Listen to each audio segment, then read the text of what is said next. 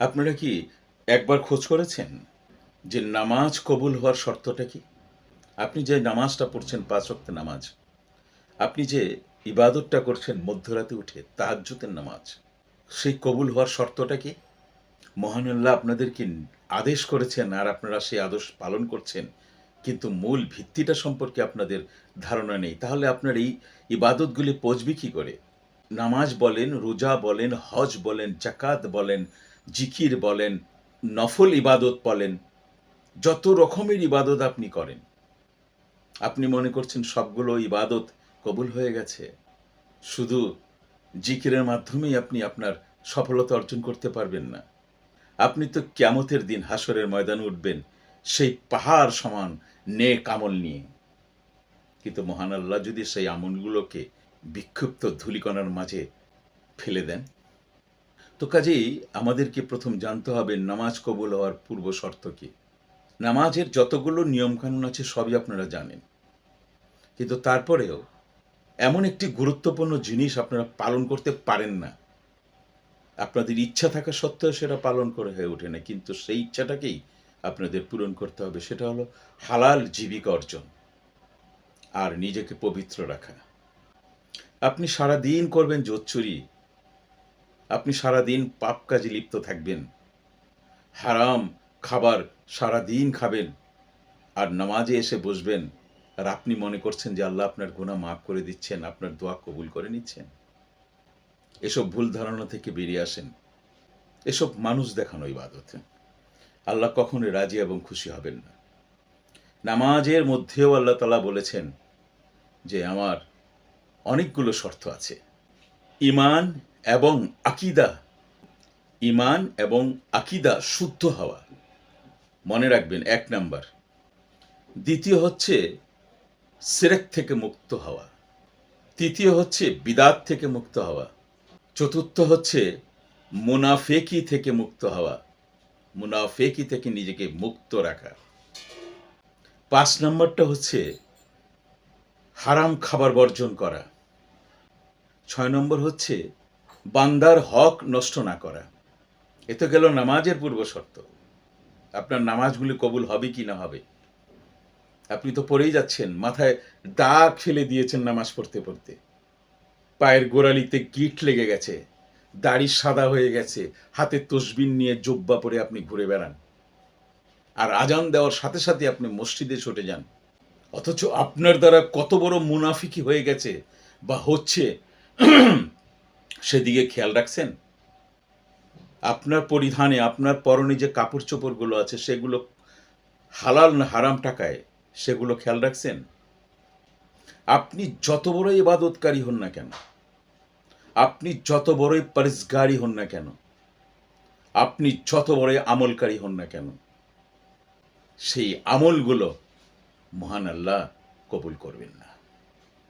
মহান আল্লাহ নিজেই বলেছেন। আপনি ওমরা করতে যাচ্ছেন, আপনার টাকা হালাল না হারাম একবারও খেয়াল করেন না, অথচ হজ করে চলে এলেন। এখন আসুন আপনার মোনাজাত, আপনার দোয়া কবুল হওয়ার শর্তটা কি?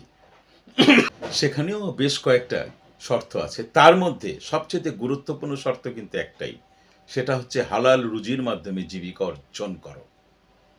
তবেই তুমি তোমার দোয়া কবুল পর্যন্ত পৌঁছাতে পারবে, তবেই তুমি তোমার দোয়া আল্লাহ পর্যন্ত পৌঁছাতে পারবে। হালাল রুজি দ্বারা তুমি তোমার জীবিকা নির্বাহ না করো, তাহলে তোমার মুখ দিয়ে কোনো দোয়াই আল্লাহ তাআলার দরবারে পৌঁছবেই না, প্রথম আসমানেই উঠবে না, তারপরে তো আরশ মোয়াল্লায় বাকি আছে। ভাই, শুধু ওইসব বয়ান শুনলে হবে না, আমাদের নবী করিম সাল্লাল্লাহু আলাইহি সাল্লামের জীবনী পড়তে হবে। মনে রাখবেন, দোয়া ছাড়া মহান আল্লাহর সিদ্ধান্ত আর কোনো কিছুতেই বদলানো যাবে না। একমাত্র দোয়াই পারে মহান আল্লাহর সিদ্ধান্তকে বদলাতে। আপনার জন্যে মহান আল্লাহ তাআলা যে ভাগ্যলিপি রচনা করেছেন, সেই ভাগ্যলিপিকে পরিবর্তন করতে পারে একমাত্র দোয়া।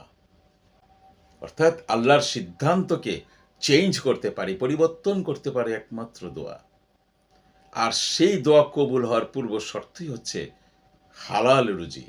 হারাম ভক্ষণ করা, হারাম খাবার দোয়াকে দুর্বল করে দেয়, দোয়ার শক্তিকে নষ্ট করে দেয় রে ভাই। আমাদের প্রিয় নবী হজরত মোহাম্মদ মুস্তাফা সাল্লাল্লাহু আলাইহি সাল্লাম বলেন, জেনে রাখো মহান আল্লাহ কোনো উদাসীন অন্তরের দোয়া কখনোই কবুল করেন না। উদাসীন অর্থটা কি এটা আমাদেরকে জানতে হবে ভাই।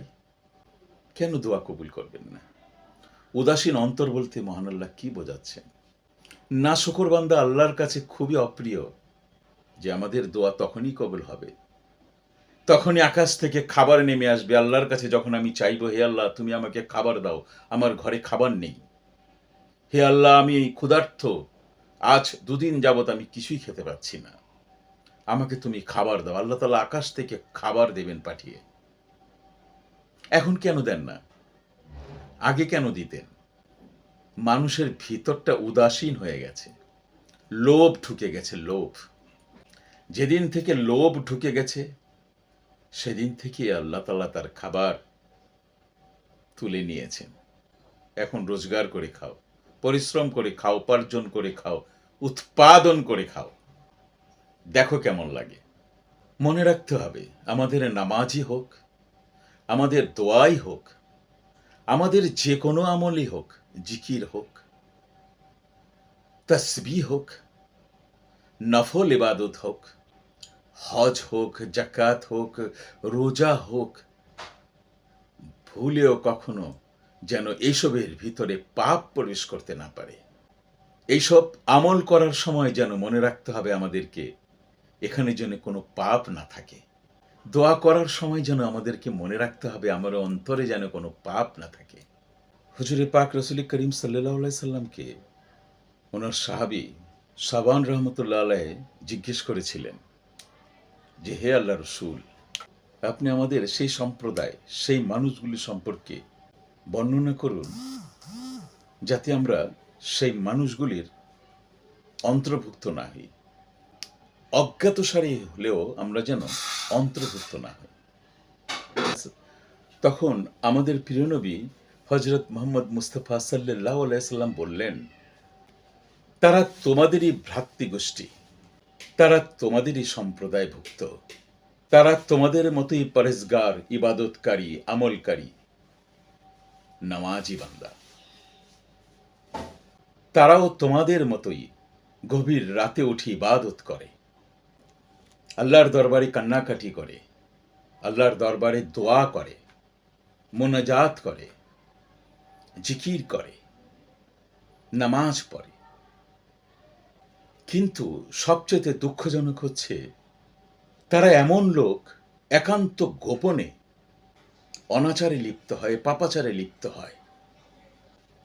তারা এমন লোক যারা একান্ত গোপনে হারাম কর্মকে সম্পাদন করে, গুনাহের কাজে লিপ্ত হয়, পাপাচারে লিপ্ত হয়, অনাচারে লিপ্ত হয়, হারাম উপার্জন করে, গোপন পাপে নিমজ্জিত হয়। মহান আল্লাহর উপস্থিতির কথা চিন্তা করেন না, মহান আল্লাহর উপস্থিতির কথা চিন্তা করে না। একবার কি ভাবে তারা? একবারও ভাবে না, যদি কেউ দেখে ফেলে তাহলে আমি লজ্জিত হব, কেউ যদি দেখে ফেলে আমি কি সেই কাজ করতে পারবো? কিন্তু মহান আল্লাহ সর্বশক্তিমান, সর্বত্র বিরাজমান, তিনি সবকিছুই দেখছেন। একবার কি ভাবে সেই মানুষগুলো যে এই অনাচার, এই পাপাচার, এই খারাপ কাজ করতে গিয়ে, এই গুনাহের কাজ করতে গিয়ে যদি আমার মৃত্যু হয়, তাহলে মহান আল্লাহর দরবারে আমি কি নিয়ে হাজির হব? আমি কোন মুখ নিয়ে হাজির হব মহান আল্লাহর দরবারে? আমরা কি বুঝতে পারলাম? যেখানে আমাদের প্রিয় নবী হজরত মোহাম্মদ মুস্তাফা সাল্লাল্লাহু আলাইহি সাল্লাম বলছেন সেই সব ব্যক্তিদের কথা যারা পাহাড় সমান আমল নিয়ে কিয়ামতের মাঠে হাজির হবে, কিন্তু মহান আল্লাহ তাদের আমলকে গ্রহণ করবেন না। তারা সেই ব্যক্তি।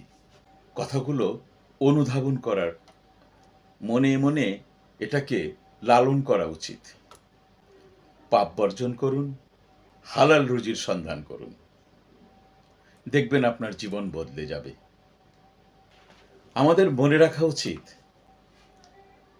যে ব্যক্তি যে অবস্থায় মৃত্যুবরণ করবে, যে ব্যক্তি যে অবস্থায় মৃত্যুবরণ করবে, কিয়ামতের ময়দানে মহান আল্লাহ তাকে ঠিক সেই অবস্থায় তাকে উঠানো হবে, ঠিক সেই অবস্থায় সে হাসরের ময়দানে হাজির হবে।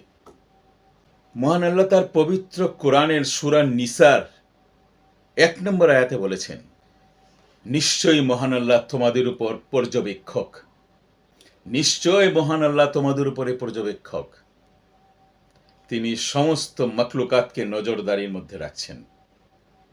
ভুলে যাবেন না, আমি আপনি যে অবস্থায় অবস্থান করছি সমস্ত কিছু মহান আল্লাহর নজরদারিতে আছে। আমাদের ভাবা উচিত আমার মৃত্যুবরণটা যাতে পবিত্রতার সাথে হয়, সুন্দর হয়, যাতে আমি কিয়ামতের ময়দানে সেই সহি অবস্থায় উঠতে পারি এবং পুরস্কৃত হতে পারি। আল্লাহ ভালো জানেন কার ভাগ্যে কি লেখা আছে, কিন্তু আল্লাহ তাআলা তার পবিত্র কোরআনে হুজুরে পাক রসুল করিম সাল্লাল্লাহু আলাইহি সাল্লামের মাধ্যমে হাদিসের মধ্যে আমাদেরকে অনেক রকমের দিক নির্দেশনা দিয়েছে। তার মধ্যে একটি দিক নির্দেশনা যা আপনারা আজকে শুনলেন। সুতরাং হজই করেন আর 5 ওয়াক্ত কিংবা 6 ওয়াক্ত নামাজ পড়েন, তাহাজ্জুদের নামাজ পড়েন, কপালের টাক ফালাইয়া দেন, কাপড় গোড়ালিতে গিট ফালাইয়া দেন, কোনো লাভ হইব না। যতক্ষণ পর্যন্ত আপনি হালাল না খাইবেন, পবিত্র না হইবেন, আপনার অন্তর পবিত্র না করবেন। আপনি কি মনে করছেন আল্লাহ আপনারে ছাইরা দিতেছে, ঢিল দিতেছে? যত ইবাদতি করেন, আপনি যত বড় পরেজগারি হন না কেন, আমি পূর্বেও বলেছি আবার বলছি, আপনি যত বড় আলেমী হন না কেন, যতক্ষণ পর্যন্ত আপনার রক্ত হালাল রুজি দ্বারা পরিশুদ্ধ না হবে, আপনার শরীরের পরিধান কাপড় চোপড় যতক্ষণ পর্যন্ত হালাল টাকার না হবে, যতক্ষণ পর্যন্ত আপনার অন্তর পবিত্র না হবে, উদাসীনতা যতক্ষণ পর্যন্ত আপনার অন্তর থেকে না কেটে যাবে, ততক্ষণ পর্যন্ত আপনার কোনো কিছুই কবুল হবে না।